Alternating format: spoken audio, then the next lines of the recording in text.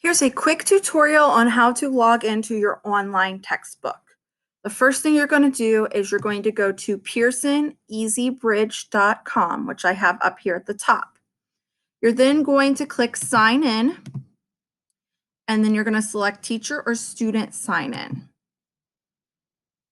Once you've selected that, it will come up with a page like this. Obviously, yours will not have any information filled in right here, but I'm going to go over how to do that really quick. Let me put in one of the student versions so that you can see how to log in.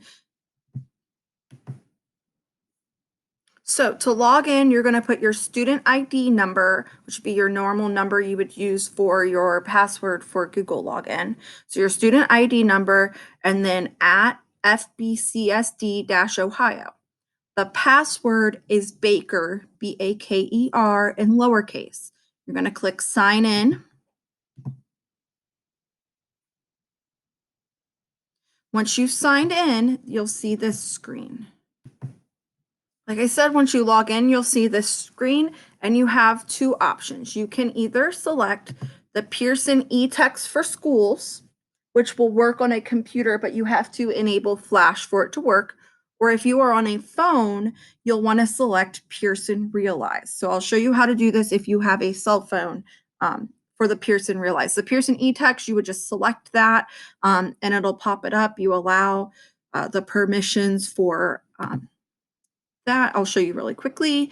Essentially, it'll pop up. You select the textbook, click Get Flash, click Allow, and then in a minute, it will pop up with the textbook, and then you'll just select Chapter 9. So that's pretty easy to access.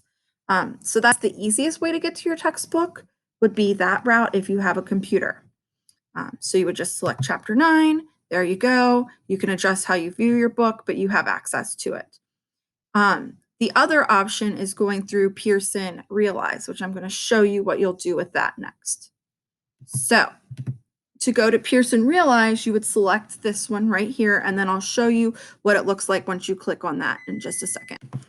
So once you click on Pearson Realize, what's going to happen is it will pop up with this page. You're going to click on the one that says Classes in the middle.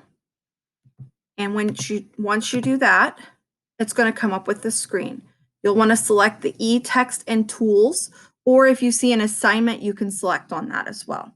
So once you select the eText and Tools, then you should be able to access your textbook.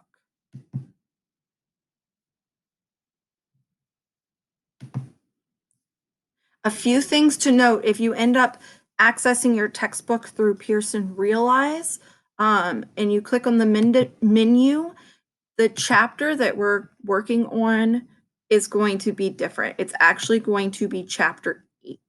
So you would select Chapter 8 for this one, and that will allow you in order to be able to see any information. So you can see any of those sections of the textbook.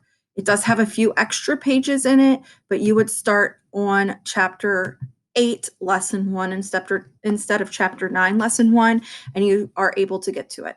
I did find if you turn your cell phone horizontally, it allows you to get to that table of contents, at least on an Android phone. I don't have an iPhone at home, so I couldn't test it with an iPhone, but you should be able to access it as well this way. So that's how you can, if you only have a cell phone, you can access your textbook still. It's a little tricky to read, but it's better than nothing. Again, if you don't have your book and you need to do your book work, then you can just write the answers, write down what page number or what section you were working on, and then write those answers down on a separate page, and that will be good enough for me.